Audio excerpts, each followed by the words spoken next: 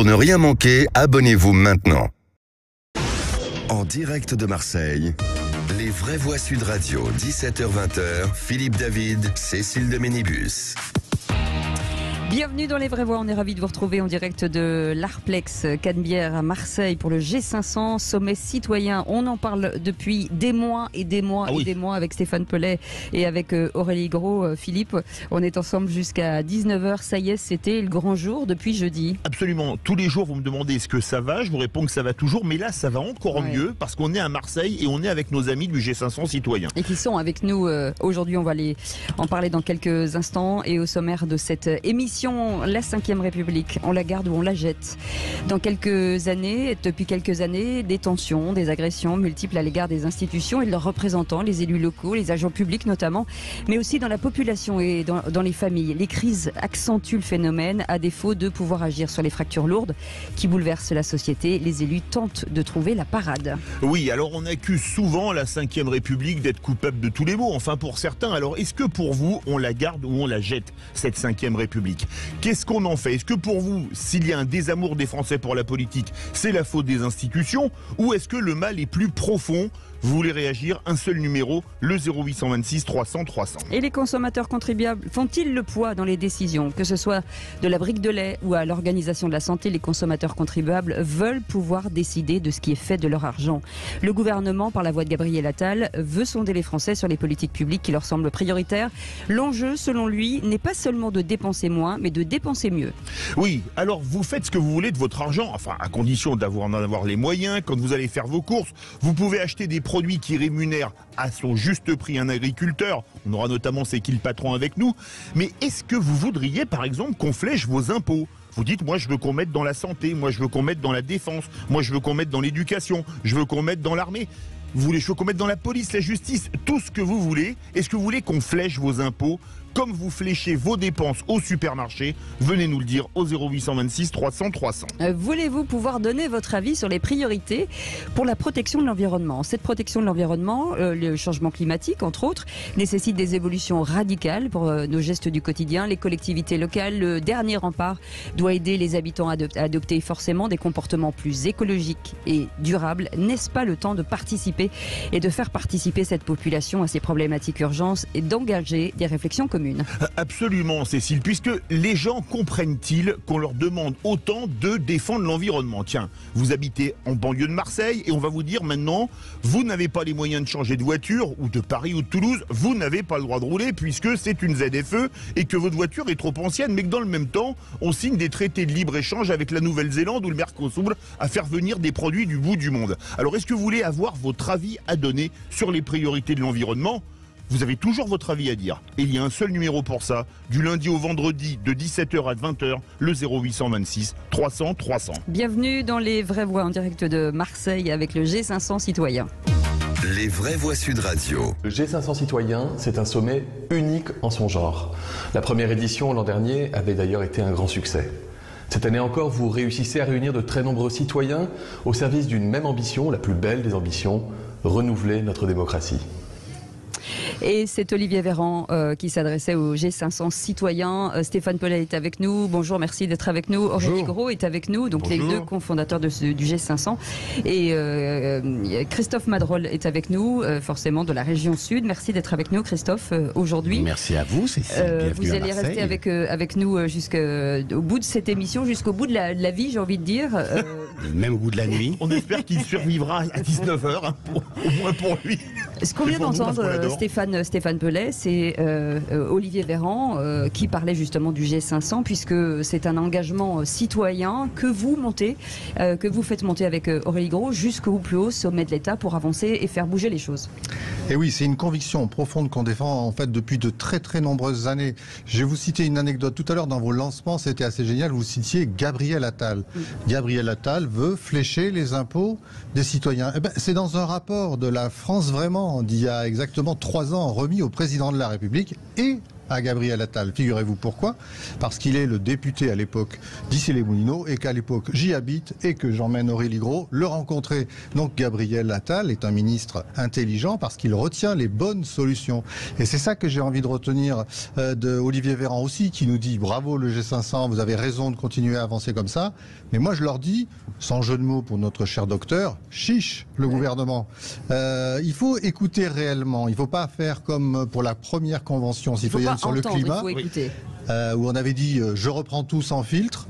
Eh bien non, il faut être capable de dire ce qui peut se faire, ne pas se faire, mais en tous les cas ne pas faire de désillusion chez les citoyens. Aurélie Gros, c'est important ce G500 parce que c'est l'occasion aussi pour les citoyens et les associations d'être écoutés et de faire des propositions. Et de faire des propositions concrètes. Et justement, ce G500 a été construit de manière un peu différente puisqu'on a fait venir des experts qui sont là pour contredire aussi les propositions citoyennes ou pour les amender. Parce que ce qui compte pour nous, pour le G500 et pour l'ensemble des 1490 associations qui ont signé ce manifeste, c'est de proposer au gouvernement, aux décideurs, aux élus locaux des propositions réalisables et non pas pas un cahier de doléances. C'est vraiment des propositions qui sont co-construites, qui sont réfléchies, qui sont même testées sur certains de nos territoires. Et je pense que, en tout cas, c'est une nouvelle méthode que le gouvernement doit regarder avec attention parce qu'ils ont quelques initiatives, le CNR, et moi je trouve ça très bien, mais je pense qu'il faut aller... Merci, j'ai mon traducteur à la gauche. Mais je pense qu'il faut quand même aller plus loin. C'est-à-dire que aujourd'hui, notre démocratie est malade et ça, on en conviendra tous. C'est pas Christophe Madrol qui me contredira. Elle est malade. On essaye de la soigner. On est un peu des médecins de la politique. On a envie de faire changer les choses. Elle est sur 3 jambes. La démocratie, oui, ça existe. C'est un animal à 3 jambes. Effectivement, il y a le gouvernement qui gouverne. Il faut bien élire un gouvernement. Il y a les collectivités territoriales qui sont au plus proche de nos administrés dans leurs problématiques quotidiennes, le transport, les établissements scolaires. On a plein de problématiques quotidiennes. Et ces collectivités locales sont là. Et il y a le tiers secteur. Et le tiers secteur, c'est qui? C'est les associations, c'est les citoyens engagés, c'est les collectifs. Et ces gens-là, c'est des gens investis. Et la France, il y en a des milliers qui font battre le cœur de notre belle France. Et il faut les entendre. Vous avez dit élire un gouvernement, ce qui n'est pas le cas. Parce que non, il est tout à fait. On élit un président, mais peut-être qu'on élira un jour un gouvernement. Avec le système proportionnel, ça peut exister. C'est ce que demandent les Français. De l'anticipation. Christophe Madrol, vous êtes conseiller régional Sud et Vraie Voix. Vous voyez le G500 citoyen qui arrive ici. Franchement, est-ce que quelque part ça n'avait pas du bien de voir la France qui se retrouve dans la 2e ville française? Et puis c'est un peu votre façon de travailler, vous, d'aller parler. D'abord, je veux remercier Stéphane et Aurélie et Sud Radio d'être à Marseille. Et c'est vrai que j'ai beaucoup d'affection pour Stéphane et Aurélie et tous ceux qui ont participé et qui participent à ce G500. C'est la 2e année qu'on vous reçoit à Marseille.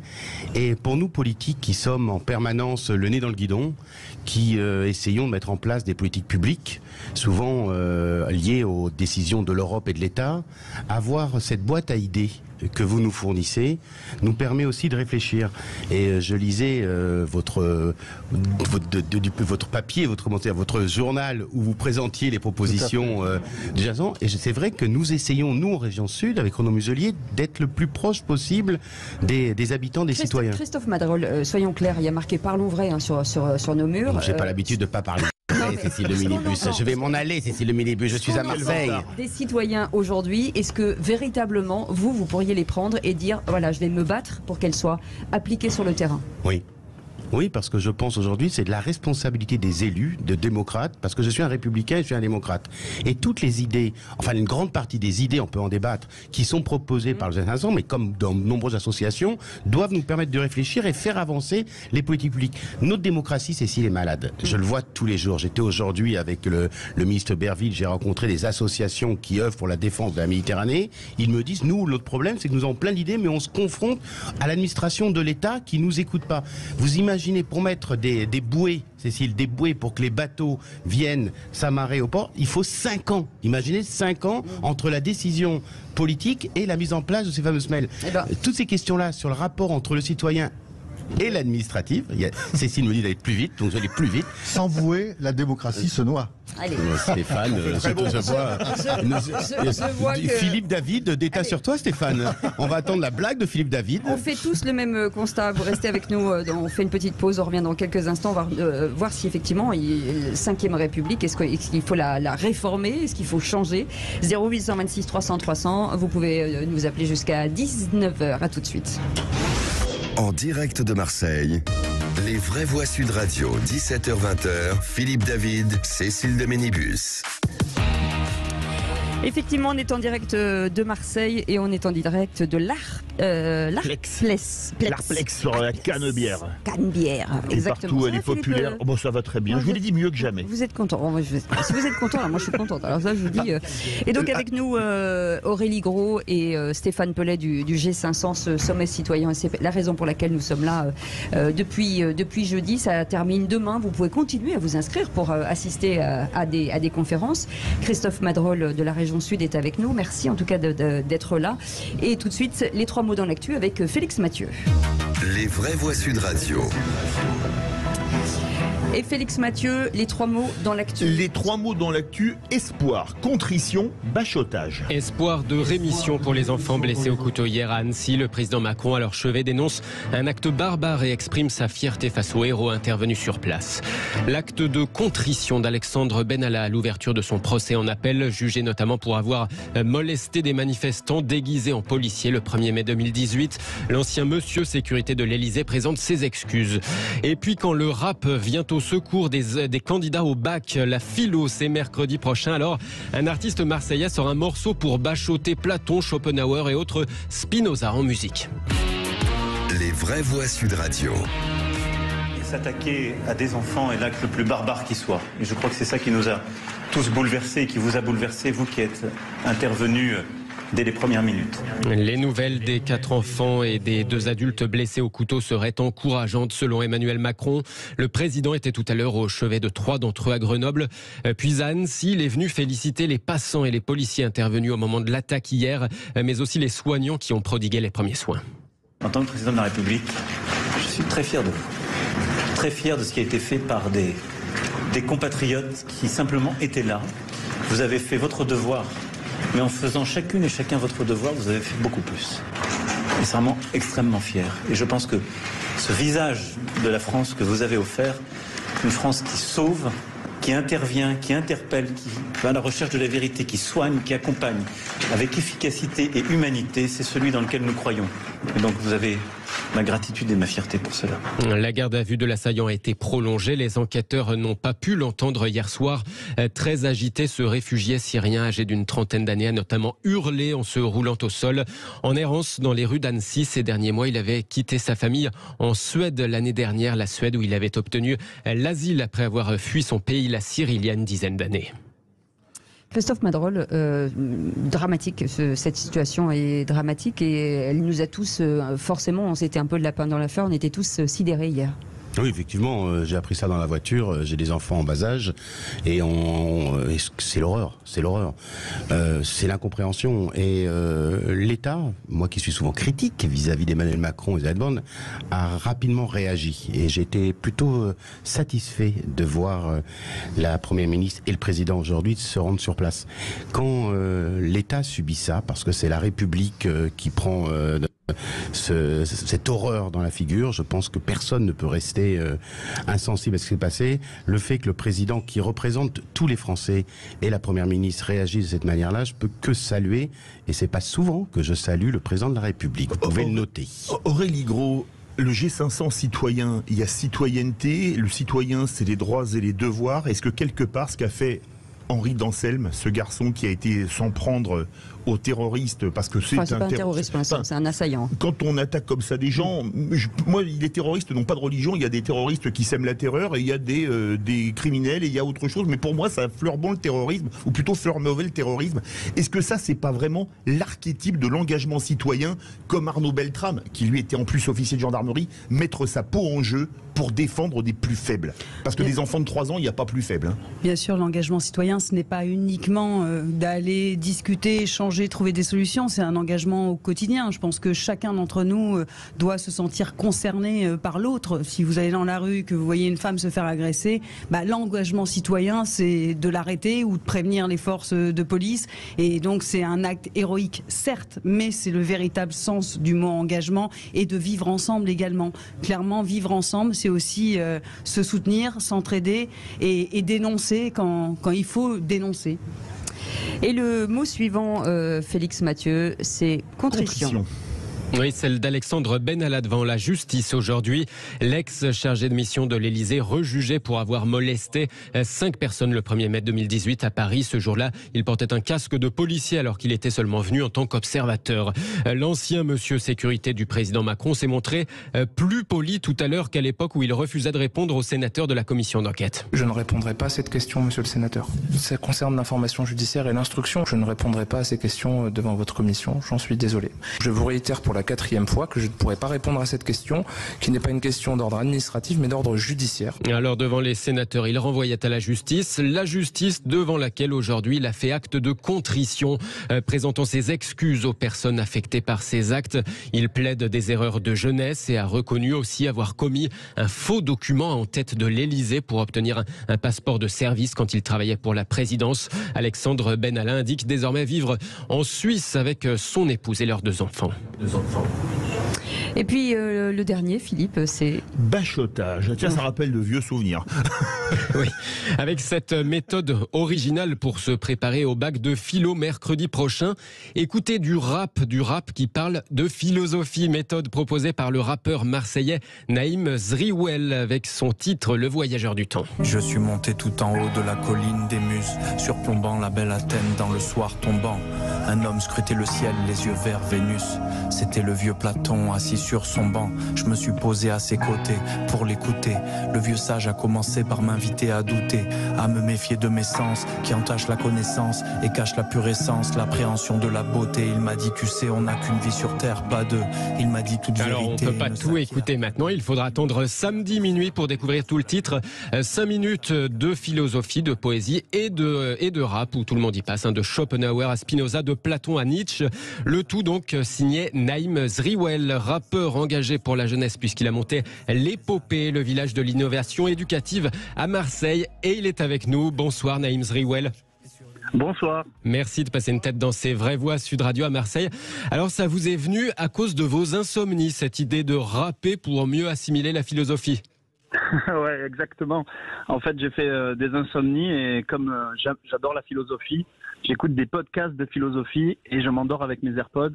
Et du coup, j'ai fait des rêves un petit peu bizarres dans lesquels j'avais le pouvoir de rencontrer les grands sages des temps anciens, depuis la Grèce antique. Et ça m'a donné l'idée d'écrire cette chanson, Le Voyageur du temps. C'est-à-dire qu'au-delà de la blague, ça vous semble pouvoir vraiment être une bonne méthode pour retenir le programme de Philo Terminal, d'écouter du rap. Vous, en tout cas, vos podcasts en vous endormant, ça vous permet de tout retenir? En fait, je sais pas si je retiens tout, mais en tout cas, ça me fascine. Tous ces hommes qui, sous la voûte étoilée, sans aucune technologie, ont accédé à la sagesse. Donc, la question que vous me posez, elle est intéressante parce que finalement, écouter du rap, ça permet peut-être autrement de réviser et de gagner des points. Quand en fait j'ai fait ces rêves, j'ai eu l'idée de faire cette chanson. Et en écrivant les premières lignes, je me suis dit tiens, ça pour les terminales qui vont passer le bac, ça va les aider. D'ailleurs. Allez-y. Est-ce que vous l'avez testé auprès à l'Épopée de Marseille, auprès des jeunes que vous accompagnez? Bah oui, en effet, j'ai des apprentis ici qui sont en train de travailler et qui ont eu la chance d'avoir le son en exclusivité et notamment d'autres jeunes, des enfants d'amis qui ont écouté la musique. Ça permet en 4-5 minutes de voir un peu tous les grands sages, les grands philosophes et leurs pensées. Donc des moyens mnémotechniques peut-être de gagner quelques points et notamment pour ceux qui n'ont pas trop révisé, en tout cas je l'espère. C'est évidemment de la musique avant tout, mais en tout cas je l'espère. Oui, d'ailleurs, avis au futur bachelier, il va sortir donc à minuit ce titre. Il s'appelle Les Voyageurs du temps. On pourra l'écouter comment ? Alors on peut l'écouter évidemment sur toutes les plateformes parce qu'il est produit chez Épopée Musique, donc Spotify, Deezer, Apple Music, YouTube, etc. à partir de minuit samedi. Et pour ceux qui veulent pré-save le morceau, ils peuvent aller sur mes réseaux Naïm Zriwel ou sur mon site naimzriwel.fr pour s'inscrire. Et à partir de samedi minuit, vous pourrez réviser en écoutant du rap, j'espère, avec un morceau qui vous plaira. Stéphane Pellet veut réagir. Si je faisais un jeu de mots à son niveau, Obama c'était Yes Weekend, là c'est Yes We Can't. Oui, mais c'est génial. Moi j'applaudis des deux mains. Oui, bravo Philippe David. Voilà. Blague de Philippe David. Non. Vous êtes sur Sud Radio avec Philippe David, Cécile le Minibus. Soyons pas réducteurs. D'ailleurs, l'américain, c'est un nombre de mots assez réduit. Non, ce que je trouve génial, c'est exactement comme les grandes dictées. Vous avez vu vu la très très grande dictée qu'il y a eu dans Paris où il n'y a eu jamais autant de monde, etc. Là, c'est un moyen comme un autre, justement, de sortir de cette approche scolaire des philosophes. C'est assez génial qu'on s'en empare. Et par exemple, rappelez-vous, dans les Vrais Voix, on avait reçu Julie Charvin qui avait ce projet de livre qui permettait à ce que les classiques soient très pédagogiquement présentés. Absolument. Et en fait, elle a réussi à amener énormément de lycéens à la lecture. Et puis, son projet a été repris par l'Éducation nationale et les éditions Gallimard. Comme quoi, on peut avancer sur ce terrain-là. Merci en tout cas, Naïm Riwal d'avoir été avec nous, rappeur marseillais. Et philosophe. Merci beaucoup, et philosophe, exactement. Et merci beaucoup, Félix Mathieu. Est-ce que Jules a eu Naïm, est-ce que Jules a eu le papier ? Écoutez, je vais lui envoyer tout de suite. Dès qu'il me répond, je vous tiens au courant. Merci Naïm. Merci beaucoup d'avoir été avec nous. On est un petit peu en retard. Dans un instant, la suite de ces grands débats. La 5e République, on la garde ou on la jette. Beaucoup de demandes, en tout cas, remettent en cause cette 5e République suite à ces crises multiples. 0826 300 300, vous voulez réagir? On revient dans un instant. On est en direct de Marseille. À tout de suite. Les Vraies Voix Sud Radio, 17h-20h. Philippe David, Cécile de Ménibus. On est ravis de vous retrouver en direct de Marseille pour le G500, le sommet citoyen. Beaucoup de conférences depuis jeudi, des sujets très intéressants, passionnants en tout cas, qui permettent en tout cas d'apporter des solutions. Et on va en parler de ces solutions. On va revenir sur cette 5e République. On la garde ou on la garde pas? C'est le premier débat du jour. Les Vraies Voix Sud Radio. Et donc cette 5e République de plus en plus remise en cause par des crises multiples. Philippe, certains l'estiment dépassée aujourd'hui. Oui, et le moins qu'on puisse dire que c'est le cas des auditeurs de Sud Radio, puisque notre question c'est la 5e République, on la garde ou on la jette, et vous êtes 77% à vouloir faire passer, comme on est à Marseille dans un port, la 5e République par-dessus bord. Alors est-ce que pour vous, la 5e République, c'est le principal mot MAUX de la démocratie française? Est-ce qu'il faut carrément en changer? Ou est-ce qu'il faut l'améliorer? Est-ce qu'il faut remettre du référendum, comme ça se faisait au début de la 5e République? Venez nous dire ce que vous en pensez au 0826 300 300. Et nos invités pour en parler, Marie Batou est avec nous. Bonjour, merci d'être avec nous. Vous êtes adjointe à la mairie de Marseille en charge de l'éducation populaire. Laurent Chouette, bonjour. Bienvenue, merci d'être avec nous. Amour de la justice. Bonjour. Et puis Dorian Dreuil, démocratie ouverte, et toujours avec Christophe Madrol. Juste un peu, on démarre par vous, Christophe. L'intérêt de cette 5e République aujourd'hui, tout le monde en parle. Du côté politique, on essaye de passer à la 6e République. C'est peut-être un petit peu rapide. Est-ce qu'aujourd'hui, il y a des choses à changer? Oui, on sait très bien que la démocratie est malade. Donc moi, je me fais toujours attention à vouloir changer de modèle.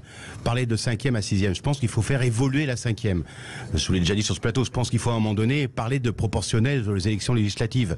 Ce n'est pas normal aujourd'hui que le mode de scrutin des élections législatives prive une grande partie de la population d'élus qui pourraient leur ressembler, quel que soit le modèle. Depuis les dernières législatives, on peut dire qu'on a une chambre de proportionnel avec un scrutin majoritaire. Oui, mais justement, c'est ça le problème. C'est qu'on est arrivé à une situation avec l'entrée massive avec la NUPES qui a dû faire un rassemblement hétéroclite avec des gens qui sont pas d'accord sur grand chose, avec le Rassemblement national qui a fait son entrée massive. On serait sur la proportionnelle, on aurait des élus qui viendraient de leur camp initial et qui défendront des positions initiales de leur parti. On pourrait très bien des listes vertes, des listes LFI, des listes PC, des listes PS.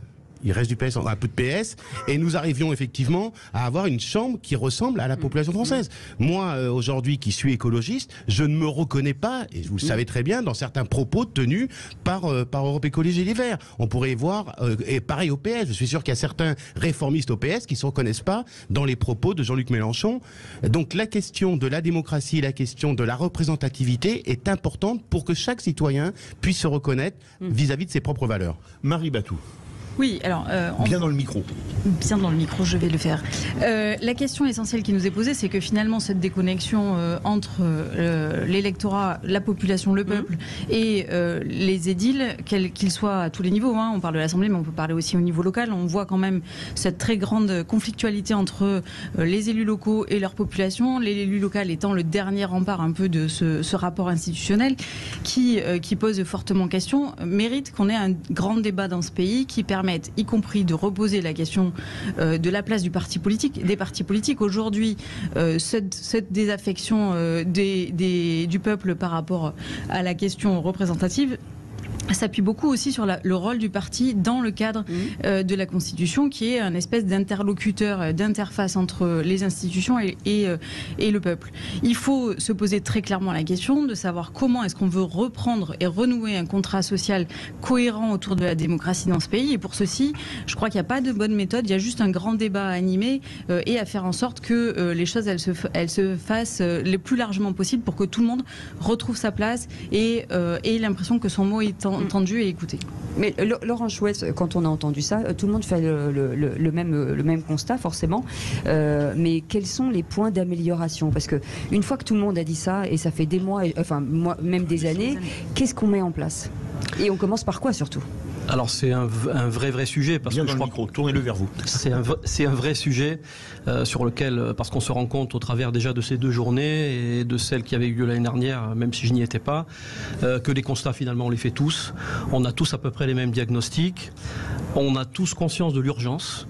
Ça c'est, je pense, une vraie question. Et on est en train finalement de s'agiter en se disant comment peut-on finalement très vite, parce qu'on sent que les choses sont en train de déraper, que la gangrène a déjà pris malheureusement, essayer de rattraper ce que tout le monde sait depuis 20 ans, le délit des différents partis politiques. Alors les pistes, il y en a plusieurs. Je ne suis pas certain que ce soit celles qui rassurent nos concitoyens. Nous, du côté justice, évidemment, c'est peut-être de restaurer, même s'il y a eu toujours une défiance des pouvoirs politiques anciennement vis-à-vis du judiciaire, puisque dans la Constitution, c'est une autorité judiciaire et non pas un pouvoir. On sait combien on a eu de défiance vis-à-vis des anciens parlements, des anciens régimes. Bref, on sait aussi l'instabilité, j'entendais tout à l'heure, on sait combien la représentativité nationale a pu sous la 4e République générer aussi beaucoup d'instabilité. Donc on sait la fragile frontière à trouver entre donner aux citoyens le sentiment qu'il va enfin pouvoir s'exprimer, représenter, et en même temps arriver à gérer un pays et aujourd'hui des contraintes multiples, sociales, économiques, environnementales, qui sont complexes. Oui, parce que tout se percute là. Oui. Tout se percute, mais c'est en même temps fondamental. Dorian Dreuil de Démocratie Ouverte, il y a un sondage IFOP fiducial pour Sud Radio et le G500, il a été dévoilé aujourd'hui. 76% des Français, ça fait quand même une belle majorité, c'est même pas 2 Français sur 3 pour faire du Giscard, mais 3 Français sur 4, veulent une 5e République réformée qui consulte notamment les citoyens par référendum, vote qui permet à l'ensemble des citoyens d'approuver ou de rejeter une mesure proposée par le pouvoir exécutif à propos des grands textes. Est-ce que quelque part là, 77% des votants sur Twitter disent qu'ils veulent sortir de la 5e République, mais quelque part, est-ce que là c'est pas plutôt 3/4 qui veulent un retour aux origines de la 5e République, celle du général de Gaulle, le pouvoir au peuple? Oui, en tout cas, la force de la 5e République et son intérêt, c'est d'avoir su évoluer. La 5e République, elle a évolué à 24 reprises. Il y a eu 24 lois de révision constitutionnelle qui permettent à ce régime de suivre les nouvelles aspirations démocratiques des citoyennes et des citoyens et de coller aux évolutions de la société de son rapport à la démocratie. Et là, le nœud du problème, c'est qu'elle n'évolue plus, la 5e République, en réalité. Et c'est l'enjeu, il est institutionnel. On le voit dans votre sondage, on l'a vu dans d'autres sondages qui montrent que les citoyennes et les citoyens veulent participer à cette réforme des institutions. Donc il y a un enjeu institutionnel à faire évoluer les institutions pour avoir plus de transparence, plus de participation citoyenne et aussi pour réconcilier les différentes formes de légitimité démocratique. La légitimité de la démocratie représentative, des élus, mais aussi celle du savoir d'usage, de l'expertise citoyenne, celle du dialogue social avec les syndicats. Donc en fait l'enjeu, et vous en parliez tout à l'heure, c'est la méthode. Comment on fait? Comment est-ce qu'on a fait évoluer cette 5e République? Nous, on a une proposition qui a été construite par Démocratie Ouverte, d'autres acteurs, et qui est émergée d'ailleurs de la table ronde qu'on avait tout à l'heure durant le G500, c'est de porter une convention citoyenne sur le renouveau démocratique, une convention citoyenne sur les institutions, pour justement sortir du débat en chambre qu'on peut avoir sur les institutions. On ne peut pas changer la République juste avec les présidents de l'Assemblée nationale et du Sénat ou du CESE, juste avec les partis politiques, juste avec les corps intermédiaires. Il faut vraiment associer les citoyennes et les citoyens à cette réforme. Christophe Madroli, un mot qui vient de dire qu'il est important de dire les usages, parce que réformer une constitution, enfin en tout cas une république, c'est compliqué. Mais les usages, est-ce qu'à un moment donné, vous devinez, mais ça prend du temps, et pour que ça aille un peu plus vite, est-ce qu'on ne peut pas justement modifier les usages et aller plus de l'avant? Oui, effectivement, c'est peut-être on a eu le monde quand des même, bisounours, la France a eu quand même un événement marquant qu'ont été les Gilets jaunes. et le président Macron a lancé ces fameux cahiers de doléances, est-ce que dans cette salle, quelqu'un sait où sont ces cahiers de doléances? Est-ce qu'il y a les armoires dans les préfectures? À mon avis, ils doivent être dans les armoires. C'est-à-dire que le débat citoyen, le débat, on sait où ils sont. Enfin, j'espère qu'ils sont encore dans les préfectures et qu'ils n'ont pas été mis à la broyeuse à papier. J'en doute des fois. Il y a eu quand même des millions de Français qui sont allés dans les mairies prendre leur stylo, et je les ai vus moi-même prendre leur stylo, écrire voilà telle chose, telle chose, telle chose. On n'a eu strictement aucun bilan. L'État nous a donné aucun bilan de ce fait marquant, puisque même si on était pour ou contre, et Gilles, la question n'est pas là, la question c'est que des Français se sont mobilisés pour faire évoluer les institutions. On n'a rien vu. Deuxième chose, Cécile, le mode électoral. Vous vous rendez compte que nous sommes dans une région de 5 millions d'habitants. J'ai mené la liste de Christophe Castaner à gauche aux avant-dernières. J'ai dû me retirer pour empêcher le Front National de gagner la région. Aux dernières élections, mon ami Félizia, qui portait les listes de la gauche, a dû se retirer. Parce que le mode électoral ne permet pas aujourd'hui à des listes pas minoritaires, parce qu'ils représentent quand même une certaine frange de la population, de pouvoir avoir des élus. Vous imaginez, en région sud ou dans d'autres régions, on n'a plus dans notre opposition aujourd'hui d'élus de gauche. Comme à la dernière mandature, il y avait simplement un face-à-face RN droite. Et cette question, quand on est citoyen de gauche et quand on est militant de gauche, on a envie d'avoir une représentativité dans toutes les institutions. Idem à la mairie de Marseille, où une frange de la population n'est pas représentée. Donc le mode électoral, on doit interroger aussi le mode électoral. Oh mais tiens, par exemple, pour le mode électoral... Il veut juste répondre... Je donne l'inné tout à l'heure, parce que on a parfois l'impression qu'on rend complexe des choses qui ne le sont pas du tout. Il y a la question de changer la Constitution, qui là demande effectivement des équilibres politiques particuliers. La proportionnelle, c'est par la loi. On ne change pas la Constitution quand on met la proportionnelle. L'âge légal du droit de vote, le droit de vote à 16 ans, c'est par la loi. Le vote par correspondance, c'est par la loi. Les modalités d'organisation du scrutin, c'est par la loi. Inverser le calendrier, c'est une histoire de décret. Donc il y a aussi beaucoup de choses qui peuvent se faire très rapidement par un projet de loi. Marie Batou, vous disiez tout à l'heure que forcément les élus étaient les derniers remparts. Qu'est-ce qu'ils vous disent sur le terrain, vos administrés, quand ils viennent vous voir? Qu'est-ce qu'ils vous disent? Qu'est-ce que vous faites de leurs doléances à eux aujourd'hui? Alors, ce qu'ils nous disent, c'est ce sentiment d'abandon et ce sentiment d'une société à double vitesse, avec ceux qui auraient le pouvoir et ceux qui seraient entendus, voire qui cacheraient des choses, et une autre partie de la population qui a l'impression de ne pas avoir sa place, de ne pas pouvoir dire.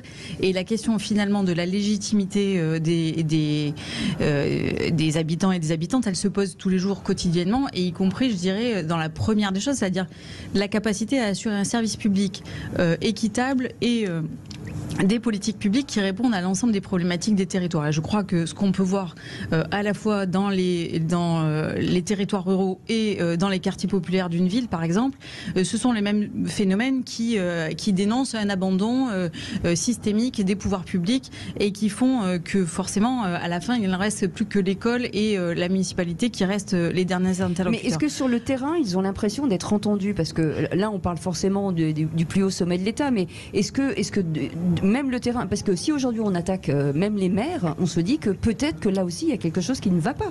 Mais c'est ce que je suis en train de vous dire, c'est qu'on a beau essayer de rétablir la question de la démocratie aujourd'hui, c'est que quand un élu doit agir sur son territoire, il y a toute une série de choses qui ne dépendent pas de lui. Il y a une série de choses, et on le voit aujourd'hui sur le morcellement entre une métropole, un département, une ville, une région et l'État. Aujourd'hui, si vous regardez le sondage qui est sorti sur la question qui plébiscite l'action de la municipalité, il y a des choses sur lesquelles ils reviennent. Et ils reviennent sur la question de la sécurité. Ils interpellent le maire sur la question de la sécurité, sauf qu'on sait parfaitement que le maire n'est pas le seul qui peut répondre aux questions de sécurité. Et donc, quelle est cette capacité à répondre aux citoyens qui ont face à eux des élus qui parfois ne sont pas du même bord et donc ne sont pas d'accord sur les politiques publiques et qu'ils n'entendent pas que nous ne soyons pas d'accord et que nous n'arrivions pas à nous mettre d'accord. Laurent Chouat, je voudrais revenir sur ce sondage. 76% des Français veulent plus de référendums. Pourtant, quand on leur a proposé d'en faire un sur l'aéroport de Paris, ils n'ont pas été, sur la privatisation de l'aéroport de Paris, ils n'ont pas été assez nombreux à les signer pour pouvoir faire le référendum. Est-ce qu'ils ne sont pas quelque part un peu schizophrènes ou un peu feignants démocratiquement? Comment? L'aéroport de Paris, tout le monde s'en fiche. Oui, c'est le bien de tous les Français. Hein. Les contribuables sont actuellement de Paris. Là où je rejoins ce qui vient d'être dit, je pense que c'est pas leur quotidien. Voilà, effectivement, ils ont peut-être pas conscience. Le Français qui travaille ou la Française qui travaille, qui se lève, qui gère ses enfants avec les difficultés croissantes, notamment dans les couches les plus populaires. Aéroport du Paris, ça lui parle pas. Voilà, d'abord peut-être parce qu'il prend pas l'avion ou qu'il a pas les moyens. Donc vous avez raison, mais je crois pas qu'il y ait d'éléments schizophrènes. Il y a un besoin. Le référendum, c'est parce que d'abord on en a parlé, ne serait-ce qu'à travers le RIC, qui était un projet fort du mouvement Gilets jaunes. Encore une fois, on peut en parler, mais on peut en parler en tant que technicien, en se disant qu'est-ce qui va marcher, les problèmes que ça pose. La vraie difficulté, et même encore là aujourd'hui, on peut tous s'en faire le reproche, mais il est difficile d'en sortir de ce reproche, c'est qu'on parle en tant que technicien du monde politique, du monde, moi je viens du monde de la justice, mais c'est cette vraie difficulté. Et tout ça, j'ai l'impression que ça leur parle pas plus l'aéroport que ça. Donc le vrai enjeu aujourd'hui, c'est de leur parler et c'est aussi peut-être le boulevard de tous les populismes, de tous bords confondus, c'est justement que les gens ont envie qu'on leur parle directement au cœur, au ventre, quelque chose qui se disent enfin il se passe quelque chose. Il y a quelqu'un qui nous parle, il y a quelqu'un qui nous entend. Il y a une très forte déception il y a un certain nombre d'années, incarnée par le président d'aujourd'hui, encore une fois sans polémique. Il a vraiment incarné, en tout cas c'est ce qu'il a voulu, quelque chose de différent. La déception a été peut-être encore plus forte. Je crois que là aussi, sans parti pris, on le constate. Donc aujourd'hui, il y a la déception. Enfin, je veux dire, la misère politique, elle est totale. Vous restez avec nous. On fait une petite pause, Christophe Madrol. Gardez votre question. Je vais faire comme gardez votre question. On la posera dans quelques instants. 0826 300 300. On revient en direct de Marseille. On fait une petite pause. À tout de suite. En direct de Marseille. Les vraies voix Sud Radio, 17h-20h, Philippe David, Cécile de Ménibus. Avec Philippe David, on est en direct jusqu'à 19h. On est à Marseille, au G500, le sommet citoyen. Et pour évoquer cette 5e République, est-ce qu'elle doit rester? Est-ce qu'elle doit être réformée? Laurent Chouette est avec nous, amour de la justice. Dorian Dreuil, démocratie ouverte. Et Marie Batou, adjointe à la mairie de Marseille, en charge de l'éducation populaire. Et Christophe Madrol est avec nous de la région Sud aussi. Et ça sonne au 0826 300 300. On prendra des auditeurs dans quelques instants. Vous vouliez réagir, Christophe? Oui, je voulais réagir parce que l'exemple de Philippe David qui nous parle de l'aéroport de Paris, si on faisait un référendum, si on faisait un référendum aujourd'hui sur la retraite, je peux te promettre, Philippe, que ça ne serait pas 4 millions, mais ce serait 20 millions de Français qui diraient non à la question des retraites. La question que l'on pose est fondamentale. Et voilà, si on prend aujourd'hui le référendum, que le gouvernement nous propose un référendum sur les retraites, et vous verriez le nombre de gens qui vont se déplacer dans les mairies où vous voulez pour dire non à ce système qui nous propose aujourd'hui. Je pense qu'il a fait exprès de vous poser cette question pour vous énerver. Pour l'énerver. 0826 300 300, c'est Pierre qui est avec nous. Bonsoir Pierre, merci d'être avec nous en direct sur Sud Radio. Bonsoir les vrais voix. Alors, garder la 5e République comme elle est, non, mais en mettant des modifications. Par exemple, ajouter la proportionnelle et le référendum. Voyez, parce que et faire comme en Suisse, la démocratie directe. Là-bas, le peuple a le droit de se prononcer sur les grands projets et éliminer. C'est intéressant ce que vous dites. Restez avec nous, Pierre, parce qu'on a. Oui. Oui, et rayer le 49.3, on a compris. Dorian Dreuil, quand on parle de référendum ou de votation, comme en Suisse, où systématiquement, dès qu'il se passe quelque chose, on demande l'avis des citoyens. Et je donne un élément pour rebondir sur ce qu'a dit Pierre. Pour le sondage IFOP fiducial pour Sud Radio et le G500, 76% veulent plus de référendum, mais 67% ne demandent pas plus de référendum, mais la proportionnelle, comme Pierre. Oui, parce que la question qui se pose derrière, c'est finalement la question du pouvoir. Il y a une série, moi, que j'adore, qui s'appelle Game of Thrones, que vous connaissez peut-être, et dedans il y a un personnage qui dit souvent le pouvoir réside là où les hommes et les femmes se le figurent. Peut-être qu'aujourd'hui les citoyennes et les citoyens ne se figurent pas dans l'architecture institutionnelle comme des lieux de pouvoir. Et donc la question c'est comment est-ce qu'on redonne du pouvoir aux citoyens? On leur redonne du pouvoir en votant, pas en votant juste une fois tous les 5 ans, mais aussi à des moments de respiration démocratique comme à travers les référendums, comme à travers... Et d'ailleurs on parlait du RIC tout à l'heure. Le point commun entre la situation d'aujourd'hui et 2018, c'est la défiance vis-à-vis des institutions. Elles sont au même niveau. Et on le voit toujours, ça part d'un problème social ou d'un enjeu sociétal et ça se transforme toujours sur la question démocratique. Et à l'époque, le RIC était justement une mesure qui était de dire comment est-ce qu'on rentre dans les institutions, comment est-ce qu'on reprend de la voix dans les institutions, comment est-ce qu'on redonne des vraies voix aux institutions et des vraies voix citoyennes. Donc c'est tout l'enjeu qui se cache, je pense, derrière le référendum d'initiative citoyenne, derrière l'élargissement du RIP, du référendum d'initiative partagée.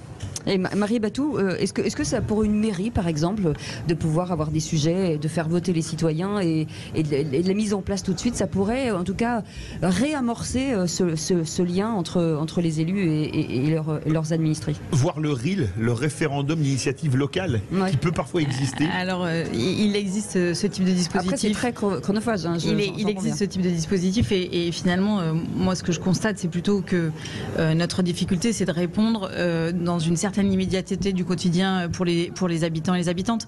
Et donc, la question, c'est plutôt de savoir comment on anime de manière quotidienne le dialogue avec les habitants et où qu'ils se trouvent sur le territoire.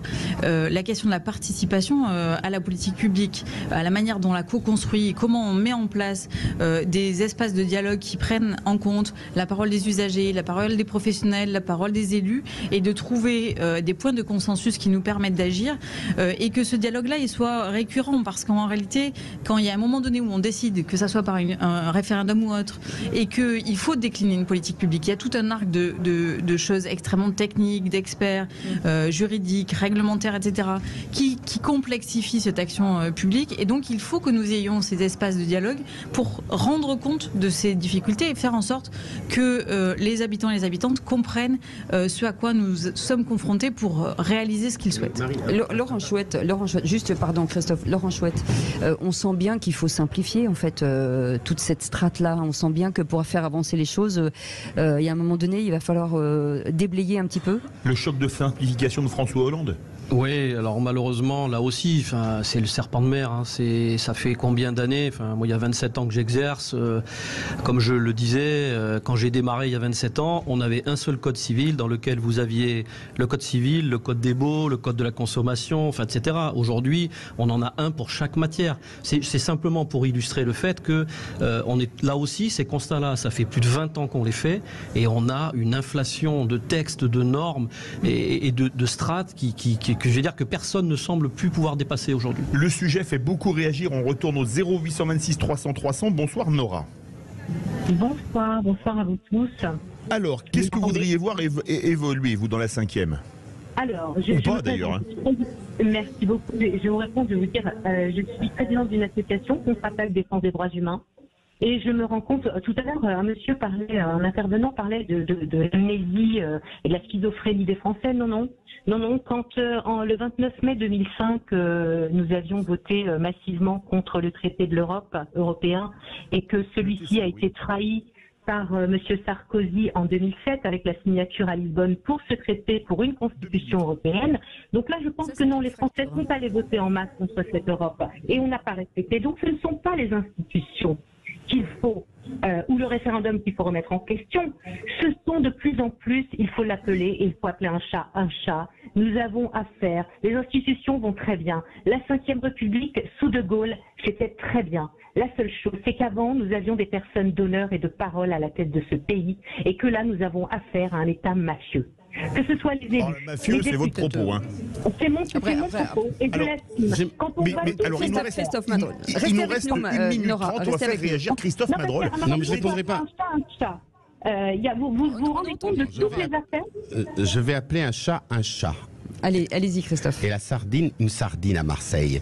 Je me retiens ce que dit Marie, parce que Marie Batou, ce qu'a fait Hidalgo, quelle que soit l'envie, mettre en débat des projets citoyens et faire des votations arrondissement par arrondissement durant une année, j'ai suivi ça avec intérêt, j'ai vu qu'il y a eu un vrai débat dans la ville pour savoir quels étaient les projets prioritaires. Est-ce qu'on crée une crèche? Est-ce qu'on crée un lieu culturel?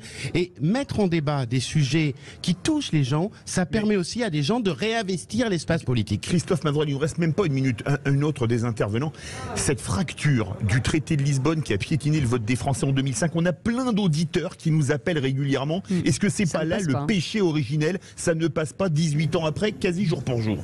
Qui veut réagir? Marie Batou? Oui, alors je dirais que pour le coup, le 49.3 sur les retraites fera le même effet. C'est-à-dire qu'on a une accumulation de signaux politiques de la société et du peuple et qui alertent le pouvoir, et le pouvoir tourne le dos et plutôt que de rechercher un consensus, finalement, recherche la fracture. Et ça, effectivement, on le paye de manière irréversible. Et par ailleurs, il y a une désaffection des urnes, mais il y a aussi, surtout, il faut l'entendre, un vote d'extrême droite qui caractérise particulièrement ce mépris, ce sentiment de déclassement d'une partie de la société.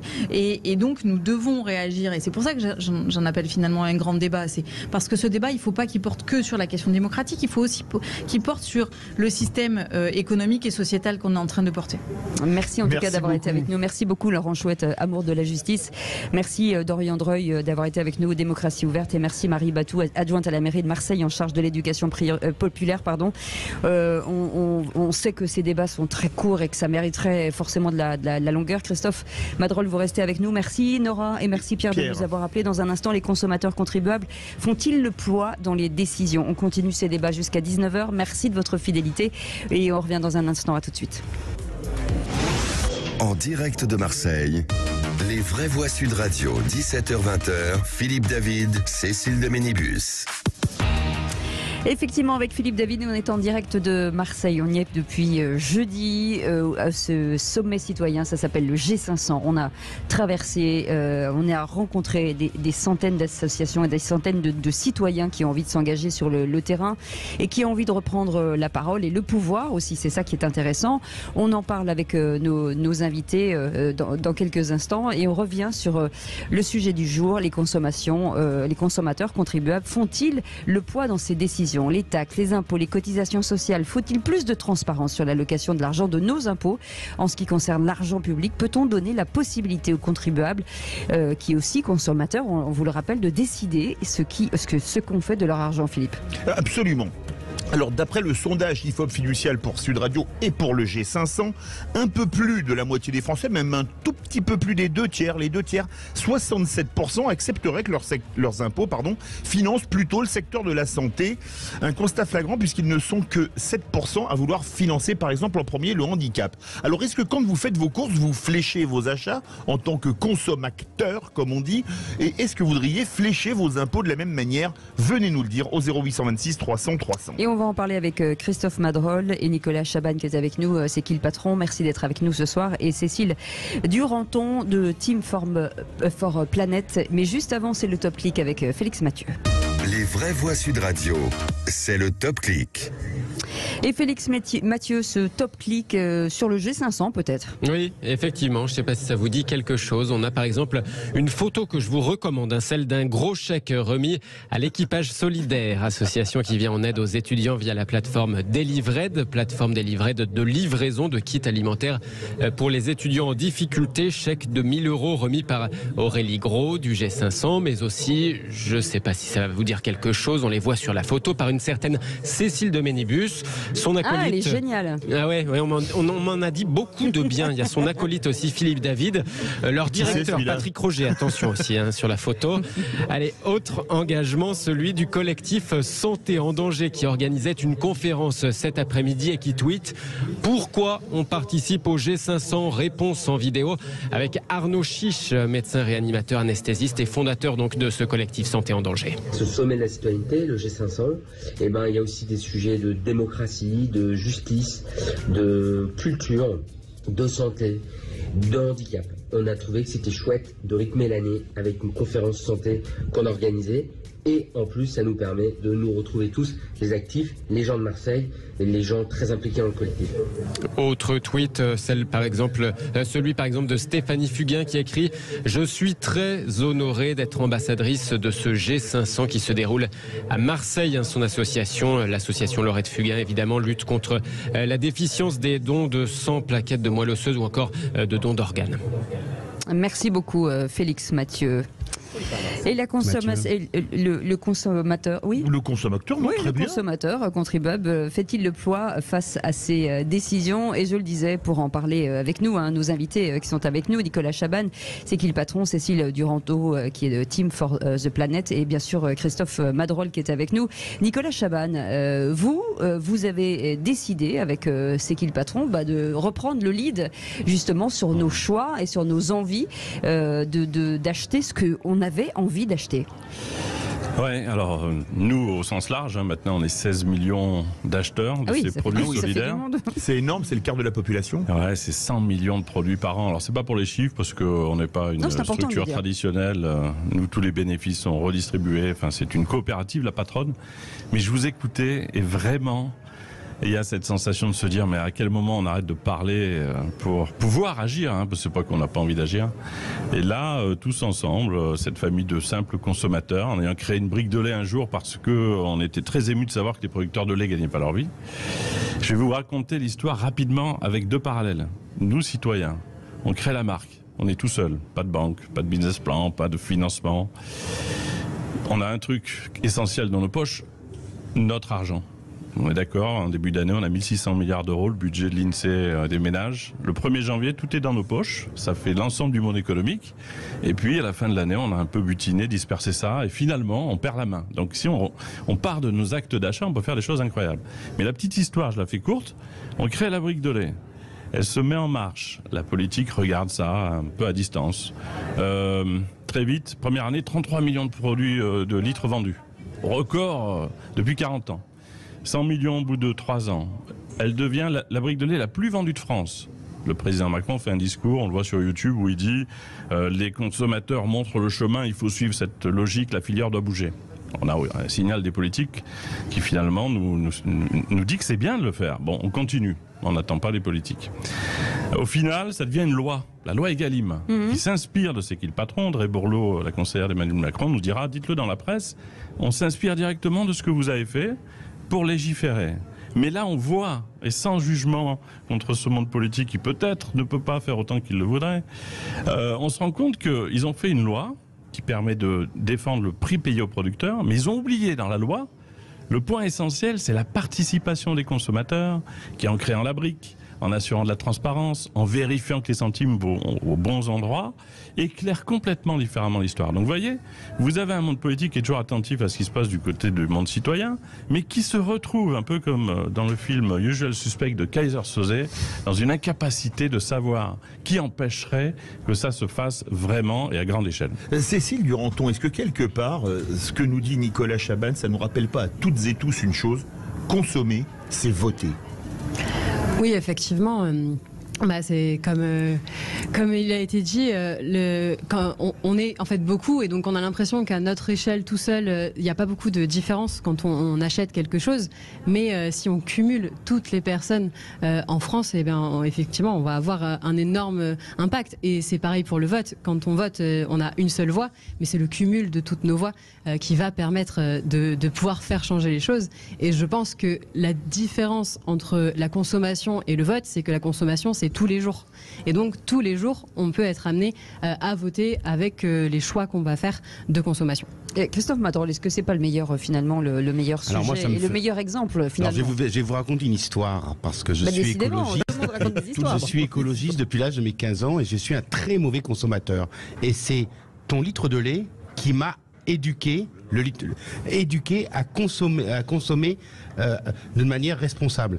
Quand il y a eu tout le travail qui a été fait... Le déclic, en fait. Le déclic, c'est vraiment, c'est marqué. Et avec mes enfants, c'est quand j'ai vu effectivement ce pactage, qu'en termes de com, vous avez été parfait. Et en plus, le truc, c'est qui le patron, c'est génial au niveau de la com. Ça a été repris par les médias. Et c'est vous qui m'avez donné ce déclic de consommer responsable. Merci pour les producteurs.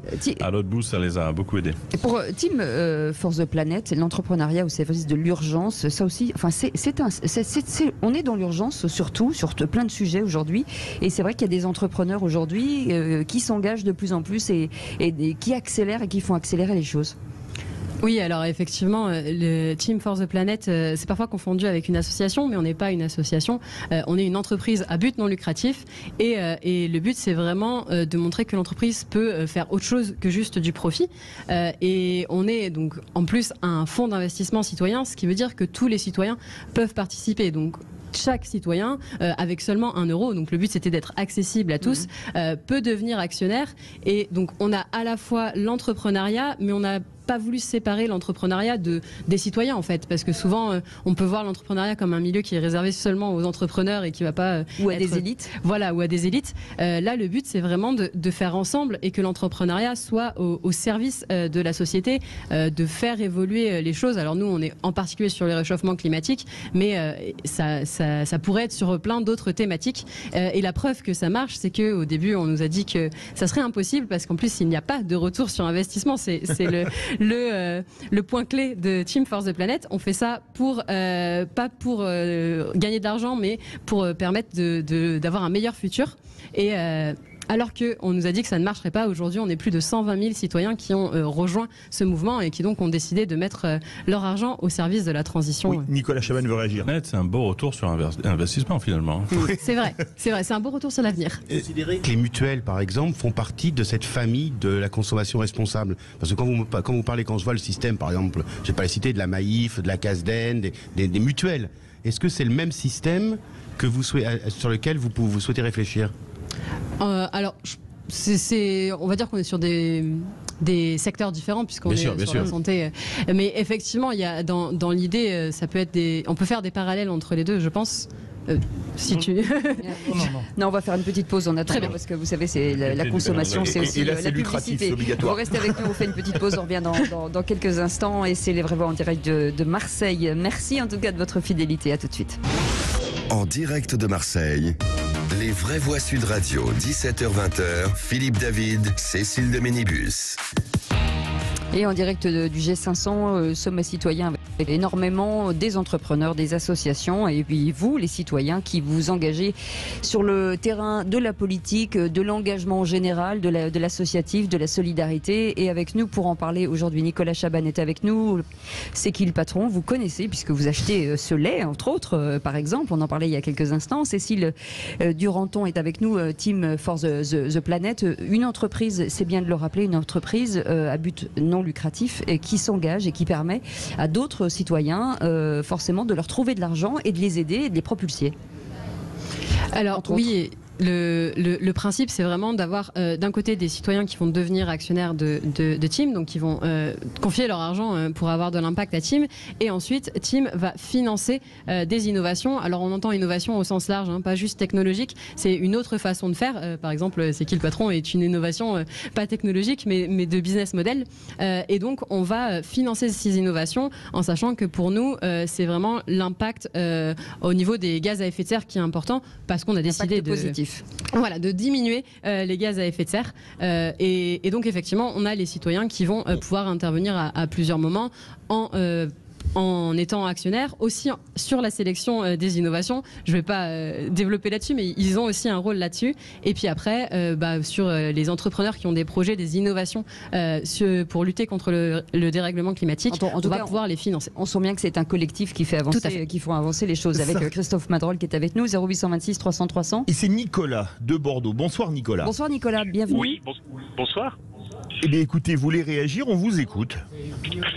Oui, alors moi je voulais réagir sur le fait que on posait la question si on doit augmenter nos impôts. Non, flécher nos impôts. Flécher. Voilà. C'est-à-dire la transparence sur les impôts. Par impôts. exemple, vous voulez dire, moi je veux que mes impôts, on les mette dans l'éducation, la santé ou la défense. D'accord. Alors, moi, avant de parler de savoir où on les met, ça peut être une bonne idée, mais j'aimerais un petit peu juste reprendre un peu de hauteur sur cette question d'impôt. C'est qu'aujourd'hui, nos impôts, ils sont à un niveau X, mais notre État en dépense 1,5 fois plus. C'est-à-dire pour 1 euro d'impôt, il en dépense 1,5. Oui. Et donc, si vous voulez, c'est juste exorbitant. Et ça, si c'était que quelques années, ça va. Mais ça fait 45 ans que ça dure. Donc, ce qui fait que nos hommes politiques, on a beau nous dire où vont les impôts, mais il faut qu'ils arrêtent de dépenser plus que ce qu'ils ont. Mais Nicolas, même on revient sur les impôts, ce que vous payez aujourd'hui. Est-ce que vous avez envie de dire, moi, c'est ce que je veux comprendre, pourquoi je paye? J'ai l'impression de payer de l'école et tout le monde nous dit que ça va pas. J'ai l'impression de payer de la santé et tout le monde nous dit que ça va pas. J'ai l'impression de payer de la sécurité et ça va pas. Et c'est ça en fait. Est-ce que vous avez envie de comprendre ce que vous donnez et à quoi ça correspond? Alors, oui, bien sûr que oui, qu'on a envie de comprendre. Mais il y a beaucoup d'opacité parce que il faut être un expert comptable et encore averti pour savoir qu'est-ce qu'on met dans telle rubrique. Donc on nous dit, si on nous dit ça va pour la santé, moi je veux bien, mais qu'est-ce qu'on met dans la santé?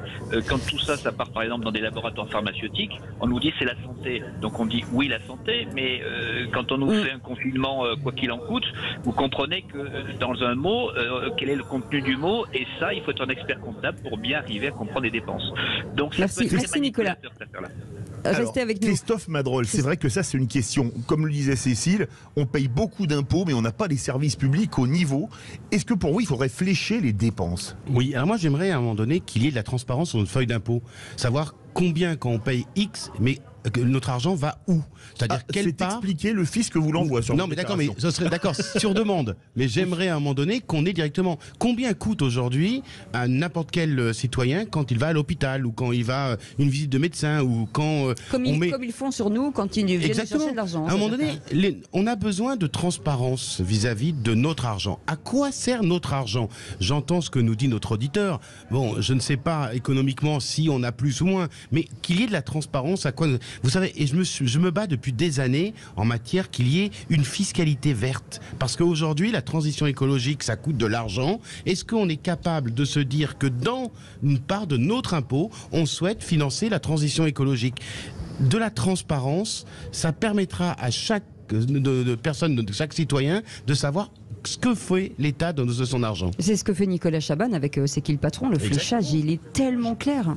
Oui, la transparence, vous avez raison, c'est un accélérateur de solutions parce que il faut arrêter d'imaginer qu'on ne sait pas, qu'on est une espèce de masse un peu incapable de comprendre les choses, nous les citoyens, les consommateurs. Dites-nous où va l'argent, effectivement, faites-nous arbitrer.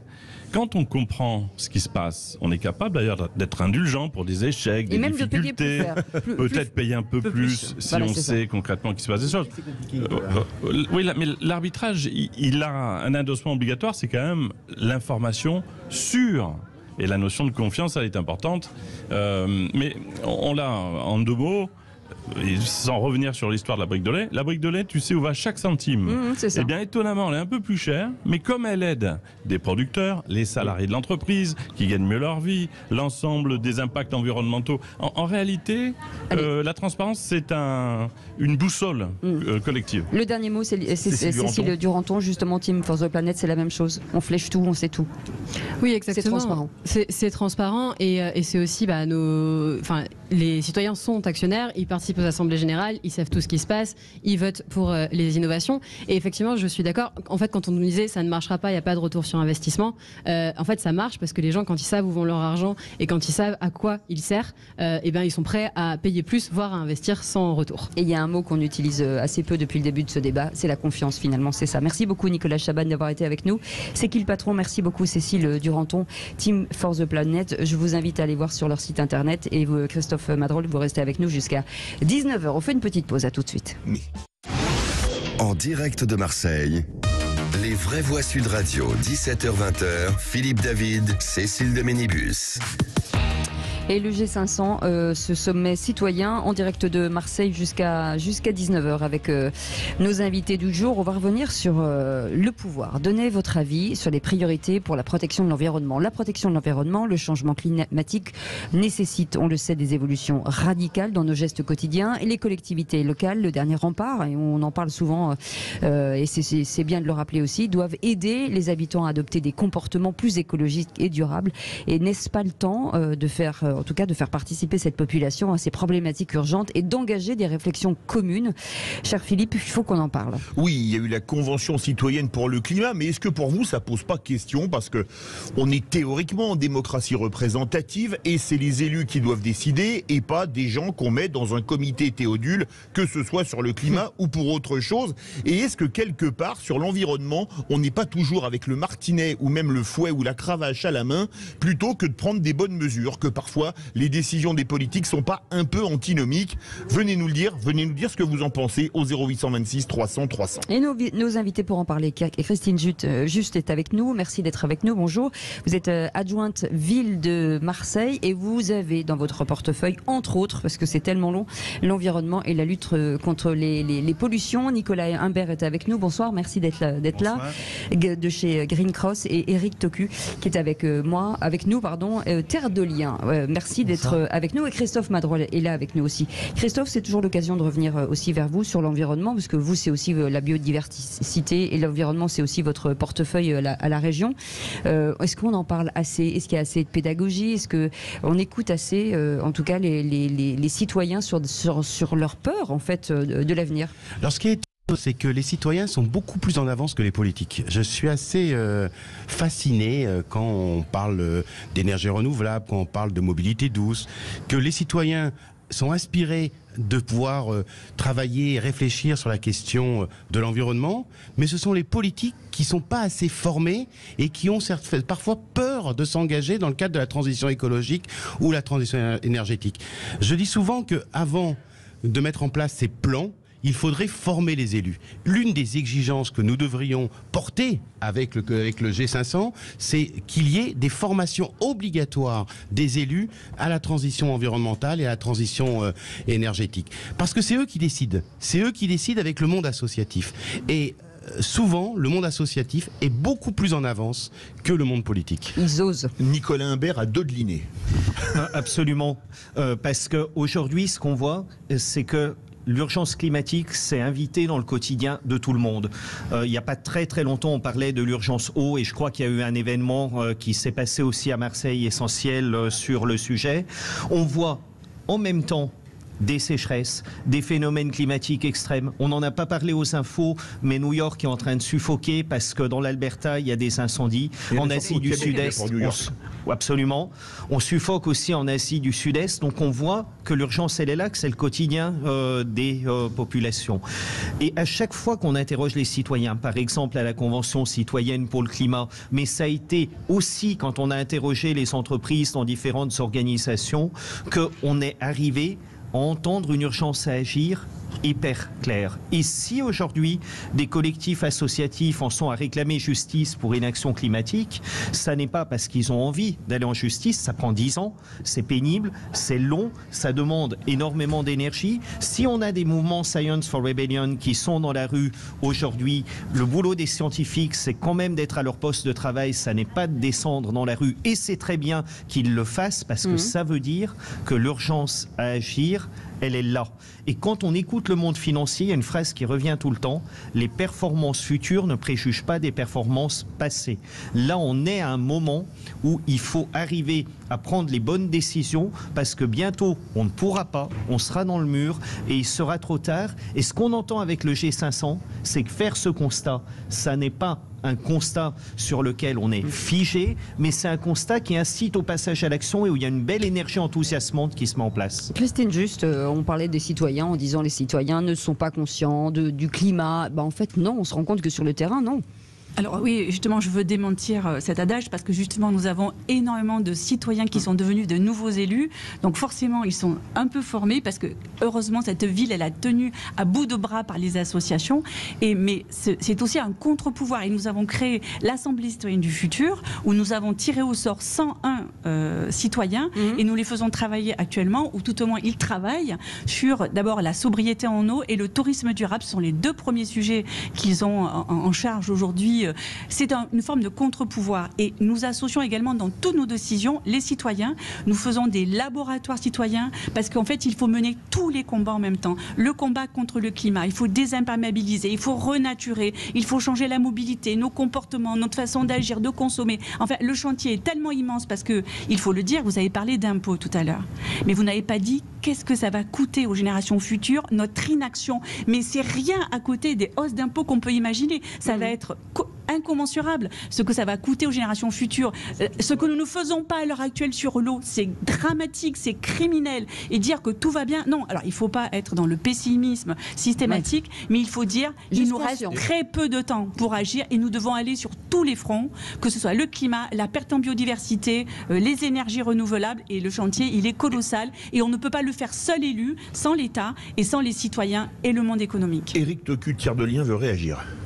Oui, je crois que ça touche également, en dehors des aspects environnementaux, les notions aussi de sécurité alimentaire. Tiers de Liens, c'est une association, un mouvement citoyen qui existe depuis 20 ans cette année, qui est engagé sur la préservation des terres agricoles et pour une agriculture biologique et paysanne. C'est-à-dire rester dans un schéma où les choses sont maîtrisées, en fait, que ça soit sur un plan large, mais également au niveau des fermes. En France, il y a des problèmes d'artificialisation qui sont énormes. Il y a une loi qui a été promulguée pour arriver à la zéro artificialisation nette. Et en fait, actuellement, on est dans la mise en place de ces choses de manière concrète. Et en fait, on se heurte aux citoyens d'une certaine manière, mais également aux élus qui les représentent. Parce qu'en fait, sur un plan local, ce sont des choses qui sont très difficiles à mettre en place. Ce qui est fou, c'est que vous dites que ça fait 20 ans que vous êtes engagé sur le terrain. Est-ce que vous avez vu une accélération? Parce que ça a été quand même difficile depuis 20 ans d'expliquer aux gens que ça allait être compliqué, et tout à coup, il y a un déclic, on en parlait tout à l'heure avec Christophe Madrol. Est-ce que vous sentez quand même aujourd'hui qu'il y a une conscience générale, où il y a encore beaucoup de travail? Oui, il y a eu clairement une accélération, notamment pendant la crise du Covid, sur les questions alimentaires. Qui actuellement se ralentit et pose le problème du bio qui est en difficulté. Mais le mouvement s'accélère vraiment. Sur la région PACA, pour parler de l'endroit où nous sommes, la région sud, oui, nous avions en 10 ans acheté 15 fermes. Depuis l'an passé, on est sur un rythme de 6 fermes par an. En fait, on a une épargne citoyenne qui vient nous soutenir. On a actuellement 38 000 membres donateurs, adhérents et actionnaires qui viennent en fait financer un nombre de fermes qui est très important, puisque nous avons 300 fermes et 8000 hectares. Mais quelque part, on nous dit que pour l'environnement, il faut en finir avec l'agriculture intensive. Mais est-ce qu'on peut se passer de l'agriculture intensive avec la population de la planète qui augmente, sans risque de voir les prix des denrées alimentaires exploser et donc taper le pouvoir d'achat, et deux, d'amener la famine dans d'autres endroits de la planète? Terre de Liens, c'est le local qu'il faut. Et d'ailleurs, nous avons pour la première fois à Marseille une élue à l'agriculture durable. Oui, mais Terre de Liens, et nous nous battons. Il y a une pression foncière. C'est un vrai combat, comme Terre de Liens. Est-ce qu'on peut se passer de l'agriculture intensive? Oui, on peut s'en passer.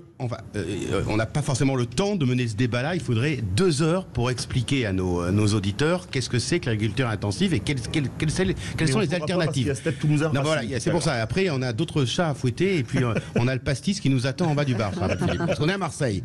Faut pas non plus rigoler. Il faut du local. Moi, par rapport à Tiers de Liens, j'aimerais. On a quand même, avec la région, voté un budget 100% fer avec les indicateurs qui sont discutés dans le cadre de l'UCN et l'ensemble des partenaires.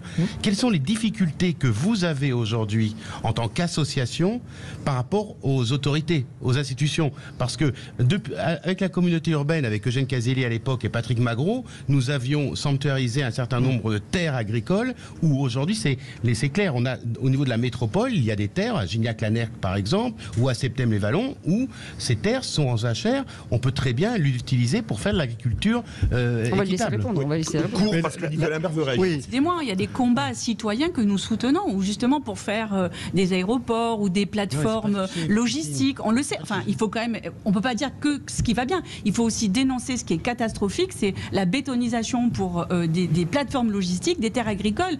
Et on le voit bien aussi bien au département de la métropole. Les combats sont très rudes.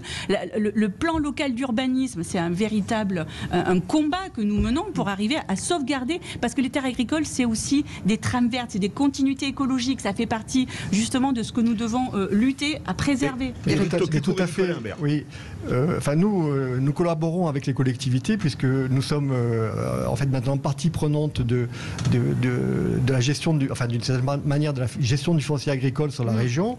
Nous avons un partenariat avec la région, mais on voit que les choses descendent. C'est-à-dire qu'il y a une loi qui a été promulguée, la région met en place un règlement d'implantation, etc., qui favorise la protection. Mais après, quand on arrive au niveau des communes et qu'un maire doit prendre la décision de ne pas agrandir sa ville, alors que lui, il veut plus de ressources, il veut qu'il y ait plus d'impôts qui rentrent, parce qu'il faut protéger les terres agricoles, c'est à un endroit, ça coince. Nicolas Imbert qui voulait réagir, je crois, sur l'agriculture intensive. Mais bien absolument, et c'est là où justement il faut remettre les priorités dans le bon ordre et dans le bon sens. L'an dernier, on a eu des ruptures qui sont très liées à l'agriculture intensive, sur laquelle on fait des agrocarburants et sur lequel on fait des choses qui ne servent pas directement à l'alimentation humaine, sur le blé, sur le citron et sur la tomate. Donc on a vu que ce modèle n'était pas un modèle robuste. Par contre, quand on retravaille du régénératif, quand on retravaille du local, on est plus productif en agriculture multispécifique, c'est-à-dire plusieurs espèces à la fois, sur chaque espèce pris individuellement qu'en agriculture intensive. Mais surtout,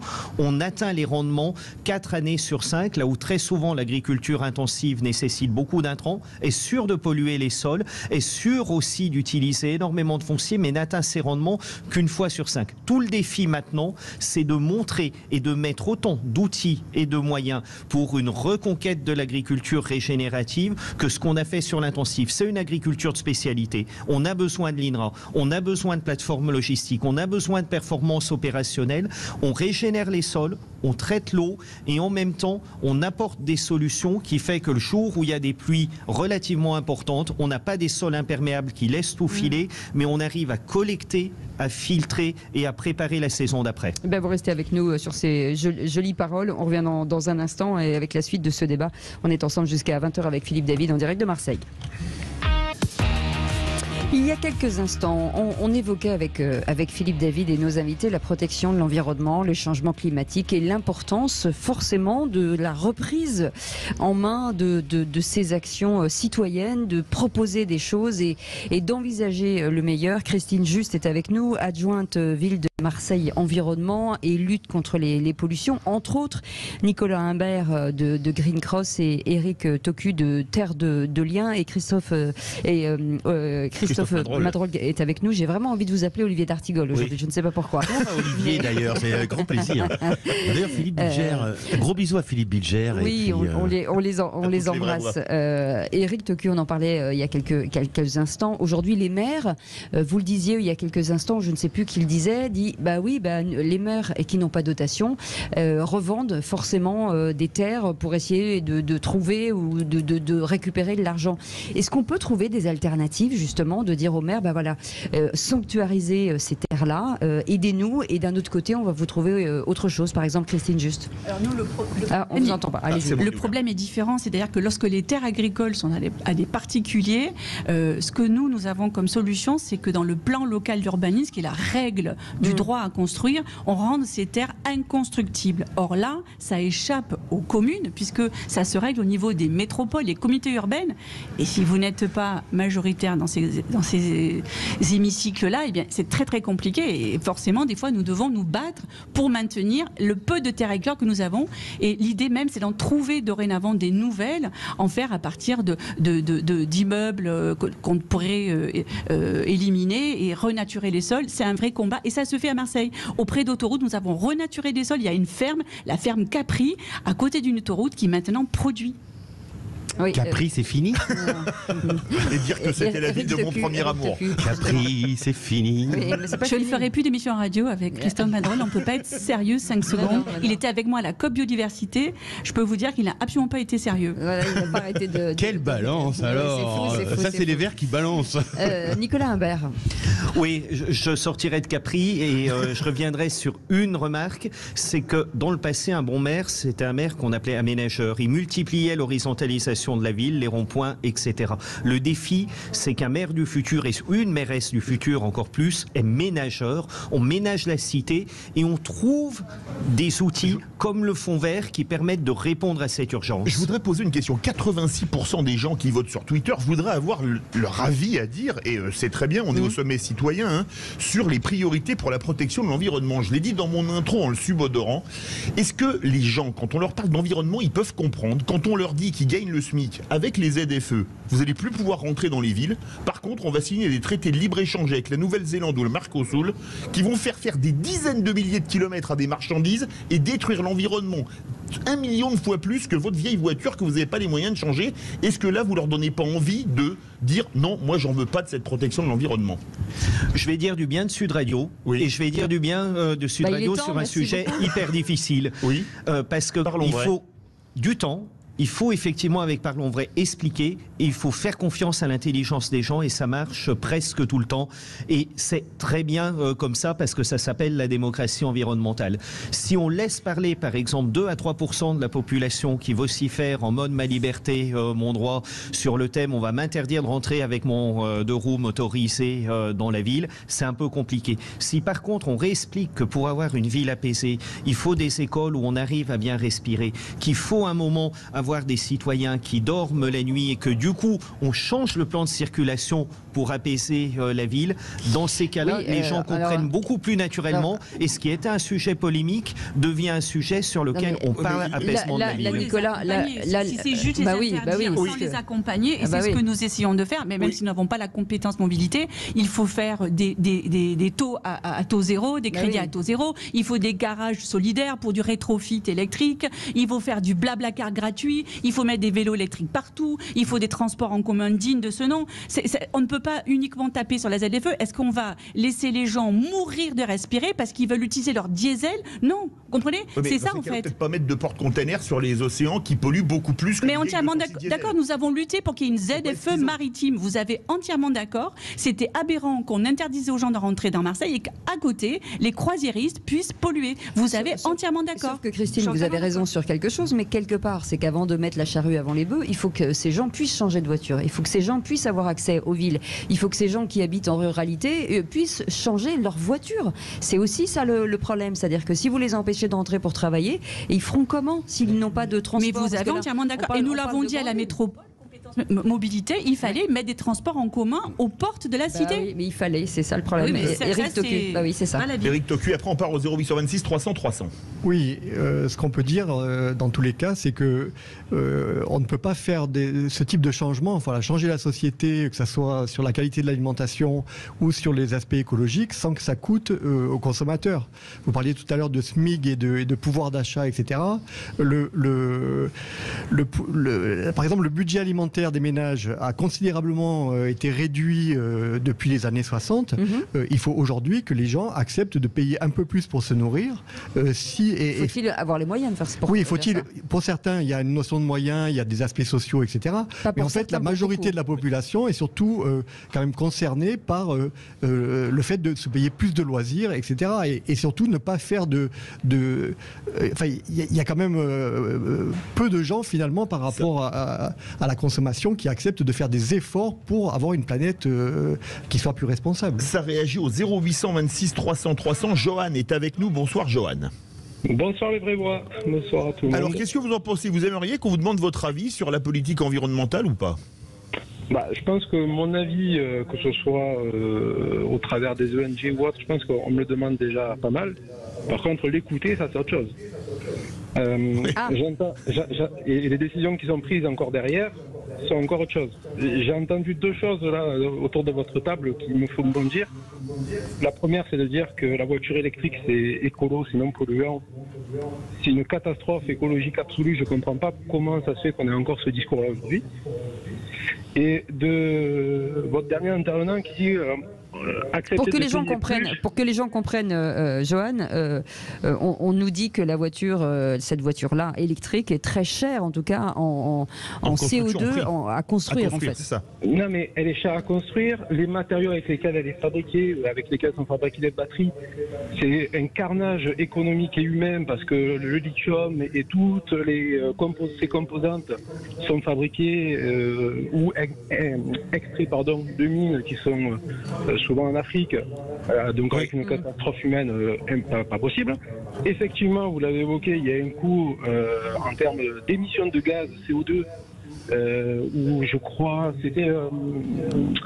Déjà, elles sont plus lourdes, hein, donc elles consomment plus en valeur absolue. Hein. Oui, et puis le retour sur investissement sur ce genre de voiture-là, c'est 15 ou 20 ans pour arriver à la neutralité carbone. Donc, alors, on va faire réagir nos invités. La voiture électrique, si elle tourne à l'électricité importée d'Allemagne, qui est faite au charbon ou pire à la lignite, l'électricité, et qu'elle vienne en plus de Chine en bateau, la voiture électrique et l'écologie, ça fait deux. Mais la transformation, il y avait quelqu'un qui nous avait alerté, je prends la suite des blagues de Christophe Madrol, c'était le grand penseur Coluche qui disait il avait un avis sur tout, il avait surtout un avis. Il ne faut surtout pas faire ça dans l'écologie. Et quand on change de modèle sur notre manière de vivre les villes... C'est-à-dire que les gens ne doivent pas donner leur avis, c'est ça ?